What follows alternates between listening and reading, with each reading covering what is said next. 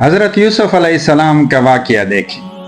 भाइयों का हसद और नफरत, कुएं में एक मासूम को फेंक देना, फिर कौड़ियों के दामों मिस्र के बाजार में उसको बेच देना, फिर ना करदा गुनाह के जुर्म में उसको जेल में डाल देना। लेकिन मेरा अल्लाह तो कादिर है, कदीर है और मुक्तदिर है। अब यूसुफ अलैहिस्सलाम को अल्लाह की जात पर यकीन कामिल है, तो मेरे अल्लाह ने उनके दिल में एक सुकून डाल दिया। आप परेशान ना हो, हम ही हैं जो फर्श से अर्श तक का सफर तय कराने पर कादिर हैं। फिर आप देख लें कि कैसे रब्बे जुल जलाल ने जेल की कोठरी से मिस्र के ताज तक का सफर तय कराया। तौहीद इस्लाम चैनल की वीडियोस में एक बार फिर खुशामदीद। मुअज़्ज़िज़ सामीन, अस्सलामु अलैकुम वरहमतुल्लाहि वबरकातुहू।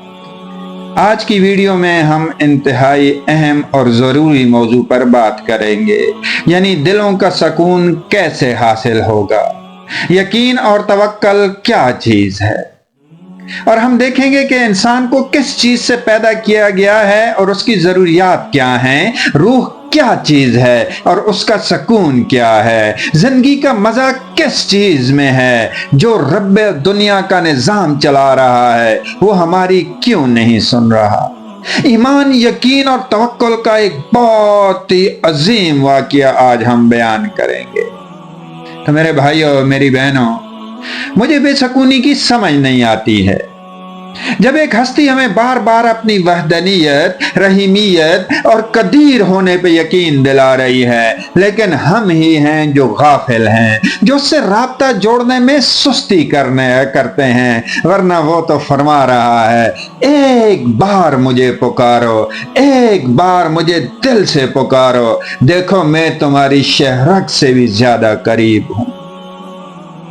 अगर इंसान जान ले कि अल्लाह करीम ही हर चीज पर कादिर है, तो ये परेशानी, बेसुकूनी, हसद, बुग़्ज़, एंजाइटी, हर चीज सेकंडों में खत्म हो जाए। मेरे भाइयों, मेरी बहनों, हमारी लाइफ में किस चीज की कमी है? हलाल और हराम की तमीज की कमी है, नफा और सूद में तमीज की कमी है, शराब और मशरूब में फर्क की कमी है, यकीन और तवक्कुल की कमी है, खुशू और खुजू की कमी है, कुरान और नमाज की कमी है, राज़िक और खालिक से रुजू की कमी है। हमारी जिंदगी में कुछ तो ऐसा है जिसकी वजह से जिंदगी का सुकून नहीं है। कहीं ऐसा तो नहीं है कि हम जबान से अल्लाह ताला की तमाम सिफात का इकरार तो करते हैं, लेकिन दिलो दिमाग में अगर मगर और क्यों घुसा हुआ है।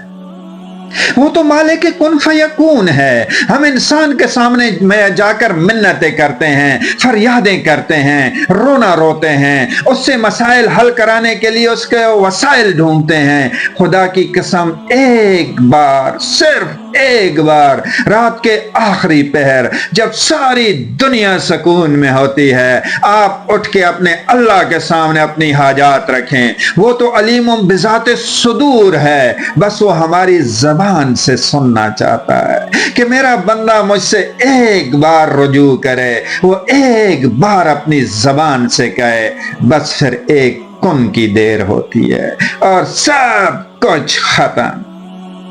आपको जो चीज दुनिया की महंगी महंगी नेमतों में कभी न मिल सकी, वो आपको इस तन्हाई के आलम में मेरे अल्लाह करीम सेकंडों में नवाज देंगे।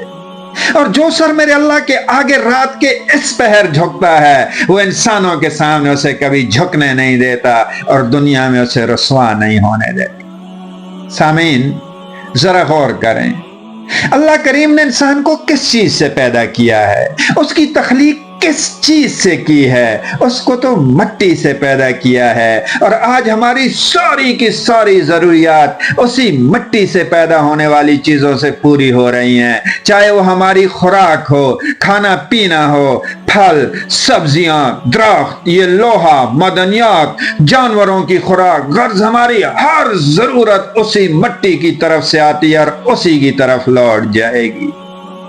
अब रूह जिस्म में डाल दी गई, सवाल यह पैदा होता है कि रूह कहां से आई? आसमान से। जी हां, اور روح کی خوراک کیا ہے؟ وہ اللہ کریم کا ذکر ہے۔ میرا اللہ کریم فرما رہا ہے نا، الا بذکر اللہ تطمئن القلوب۔ میرا اللہ پہلے سب انسانیت کو آگاہ کر رہا ہے، متوجہ ہو جاؤ، دھیان سے سنو، اللہ یقیناً کوئی بڑی خبر آنے والی ہے۔ جی ہاں، میرا رب سب سے اہم چیز بتا رہا ہے۔ تم جو یہ بے سکونی کی حالت میں پھر رہے ہو، تم جو یہ دائیں بائیں ٹکرے مار رہے ہو، تو سنو، دلوں کا جو سکون ہے، دلوں کا جو اطمینان ہے، دلوں کی جو ٹھنڈک ہے، وہ تو میرے ذکر میں ہے، اللہ کے ذکر میں ہے میرے بھائیو۔ یقین جانو، اللہ کے ذکر کے علاوہ کہیں دلوں کا سکون ہوتا تو یہ دنیا کے مالدار لوگ جن کو پیسوں کا پتہ نہیں ہے کہ ہمارے پاس کتنے ہیں، اپنے ارد گرد بیسیوں گارڈ نہ رکھتے، رات کو بے سکونی میں نہ ہوتے۔ بھائی دلوں میں آج کل اگر سکون نہیں ہے، ہمیں گرمی لگتی ہے، ہم اے سی لگا لیتے ہیں، چلو میکڈونلڈ پہ چل کے جانا کھانا کھاتے ہیں، کہیں گھومنے جاتے ہیں، اچھی سی پارٹی کرتے ہیں، 5 اسٹار ہوٹل میں رات گزارتے ہیں۔ نہیں نہیں نہیں میرے بھائیو، جسم کے سکون کے لیے جسم کو فیڈ کر رہے ہو، کہاں کا انصاف ہے؟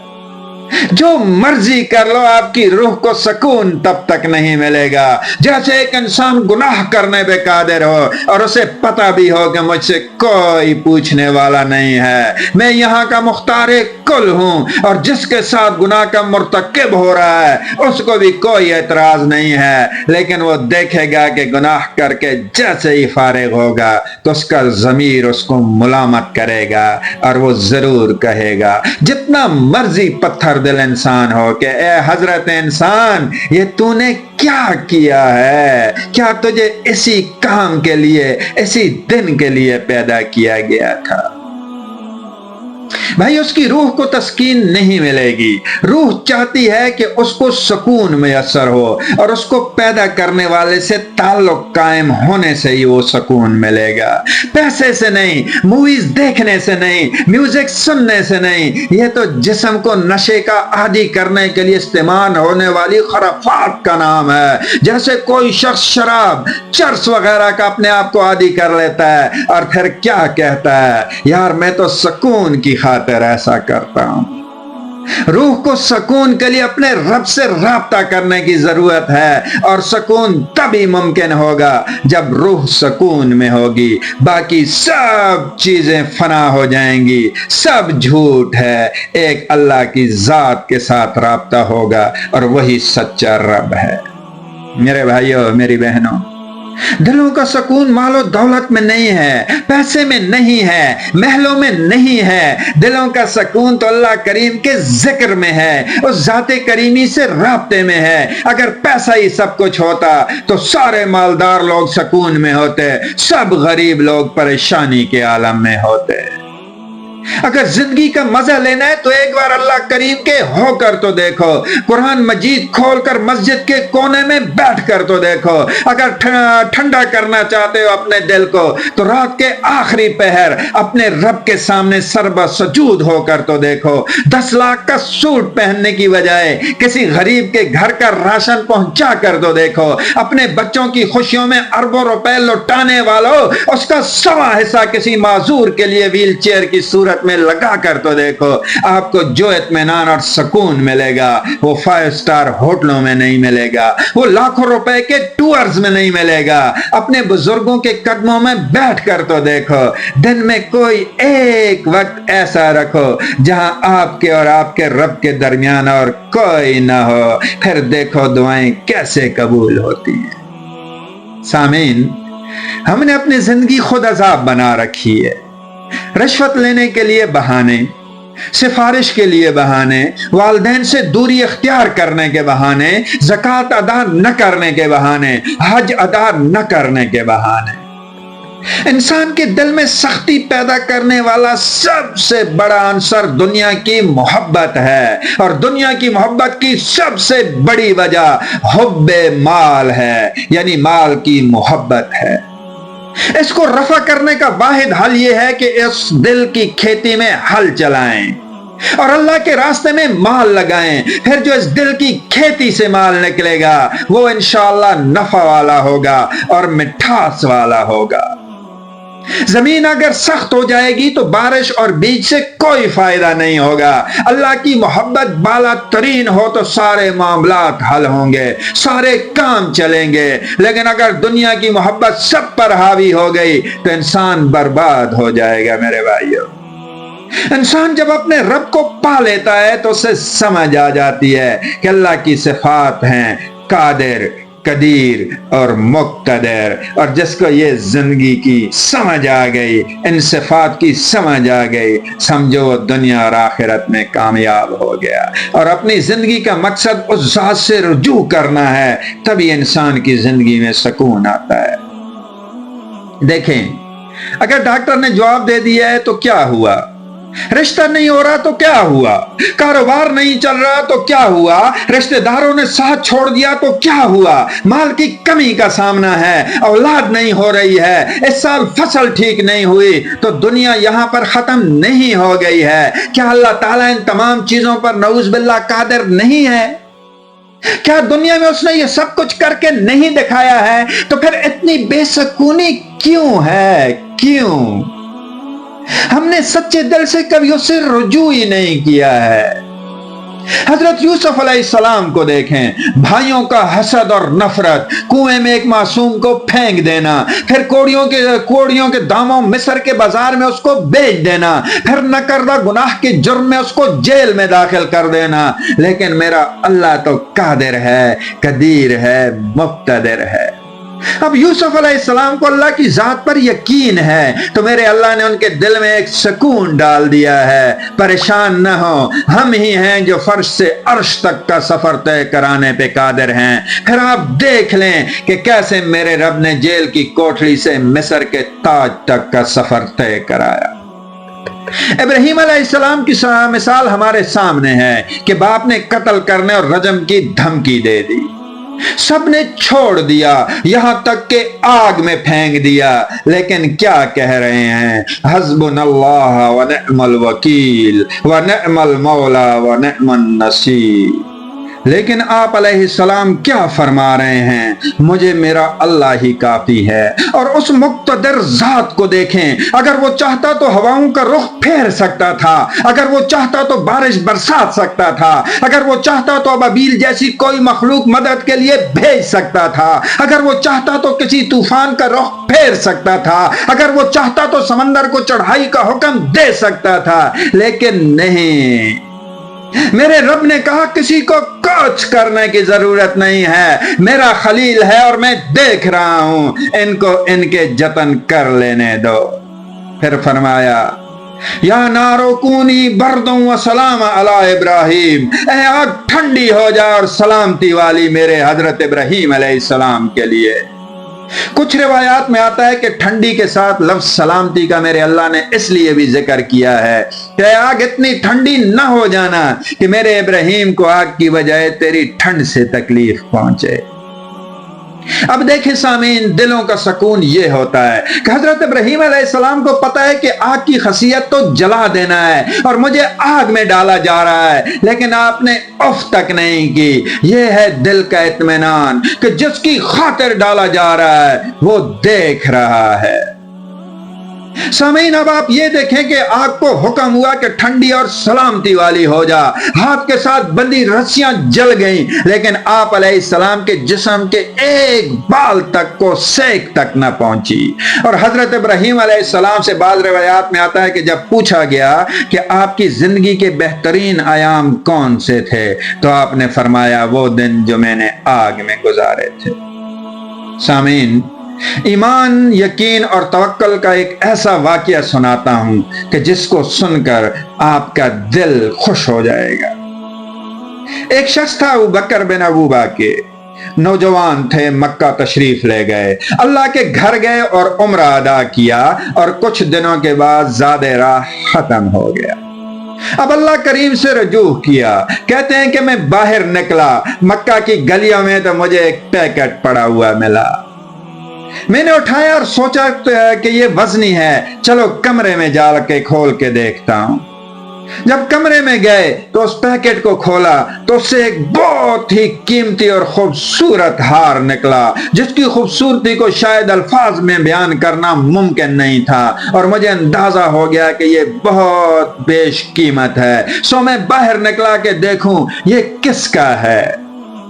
ایک بوڑھا شخص مکہ کی گلیوں میں پھر رہا ہے اور کہہ رہا ہے کہ اسے قیمتی ہار گم گیا ہے، جو کوئی بھی اسے وہ ہار واپس کرے گا اسے 500 دینار بطور ہدیہ یا تحفے کے پیش کیے جائیں گے۔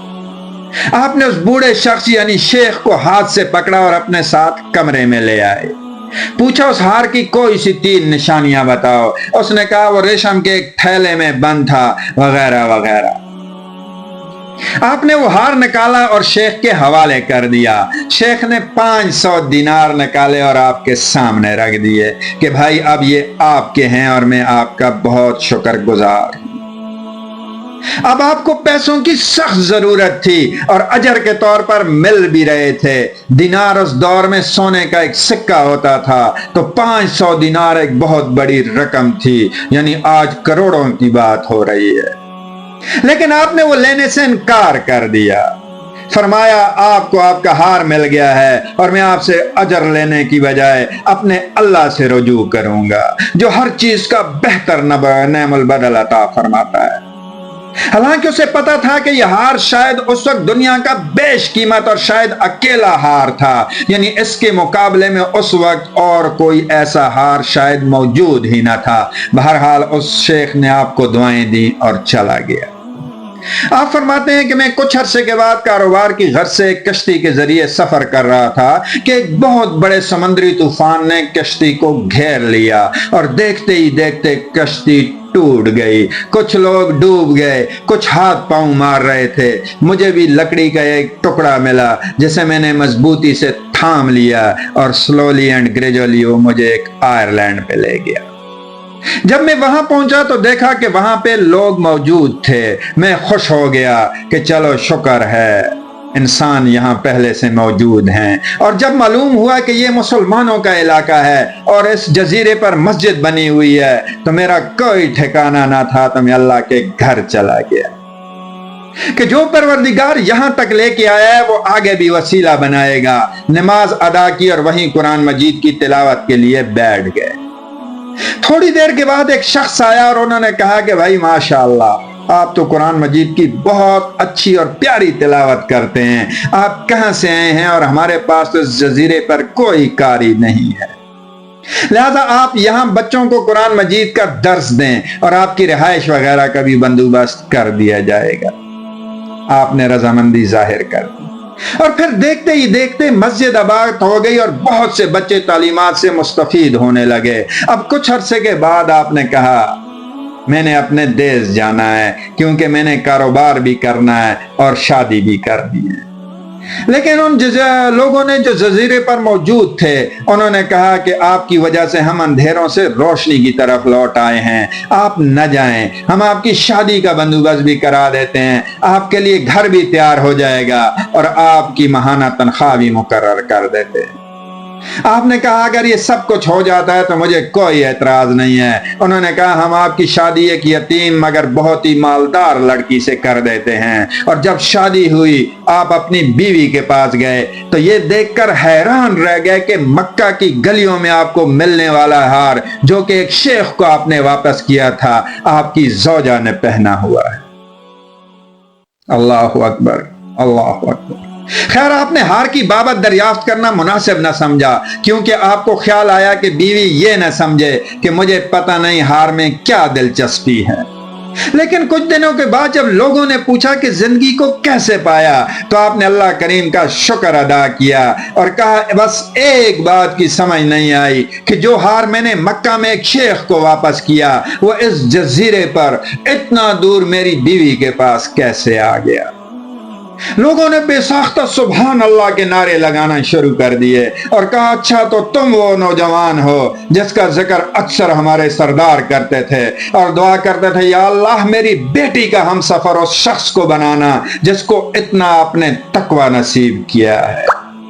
اب بظاہر تو یہ کسی بھی یہ انسان کو یقین نہیں آنے والا تھا کہ کوئی مکہ سے اتنی دور آئے گا اور اس بچی سے شادی کرے گا، لیکن اللہ پر یقین ہو تو سب ممکن ہے۔ فرمایا کچھ عرصے کے بعد ایک بار جب ہم دونوں میاں بیوی کو پیسوں کی ضرورت پڑی تو ہم نے وہ ہار بیچا جس کے عوض ہمیں 5 لاکھ دینار ملے۔ میرے بھائیو، 500 کے در اور 5 لاکھ کے در۔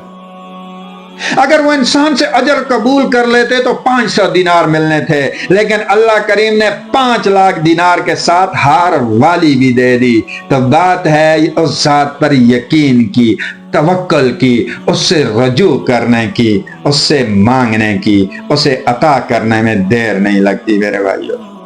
اگر وہ چاہے تو تمام درختوں کے پتوں کی جگہ نوٹ بھی پیدا کر سکتا ہے، پہاڑوں کو سونے کا بھی بنا سکتا ہے، پانی کی جگہ شہد اور دودھ بھی بہا سکتا ہے، لیکن بھائیو پھر امتحانات بھی سخت ہوں گے اور پکڑ بھی۔ بس ضرورت ایک مثبت سوچ کی ہے، اللہ پر یقین اور ذکر الہی کی ہے۔ یقین جانے جو سکون دل کو ملے گا اس کو الفاظ میں بیان کرنا شاید ممکن نہ۔ وما علینا الا البلاغ المبین۔